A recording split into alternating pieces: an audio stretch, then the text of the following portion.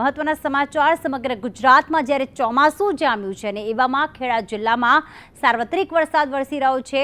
નડિયાદ છે, ખેડા છે, માતર છે કે જ્યાં હાલમાં વરસાદી માહોલ જામ્યો છે।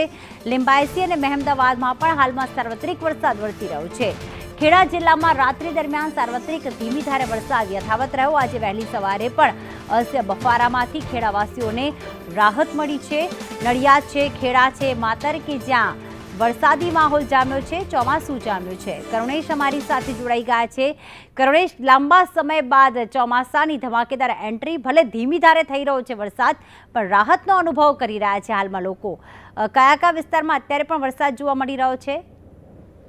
જી પ્રીતિ, તો છેલ્લા ઘણા દિવસોથી જે ખેડા જિલ્લા વાસીઓ હતા તે વરસાદની ચાતક નજર રાહ જોઈ રહ્યા હતા, પરંતુ સમગ્ર વિસ્તારમાં વરસાદ પડતો હતો, પરંતુ ખેડા આણંદ જિલ્લામાં વરસાદ નહોતો પડ્યો। પરંતુ જે રીતે ગઈકાલે રાત્રે વરસાદ પડ્યો તેને લઈને વાતાવરણમાં ખૂબ જ ઠંડક પ્રસરી છે। ઠંડક પ્રસરતા બફારામાંથી લોકોને રાહત મળી છે।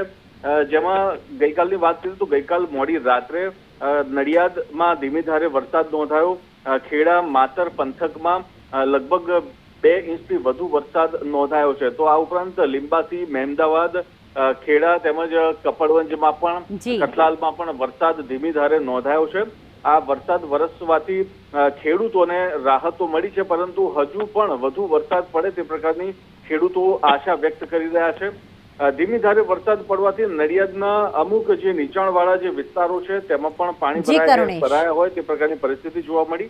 નડિયાદના રબારીવાડ વિસ્તારમાં સામાન્ય પાણી ભરાયા છે અને તમામ હોસ્પિટલો આવેલી હોવાથી ત્યાં લોકોને થોડી અગવડ પણ પડી રહી છે। બિલકુલ, આભાર તમામ વિગતો માટે કરુણેશ।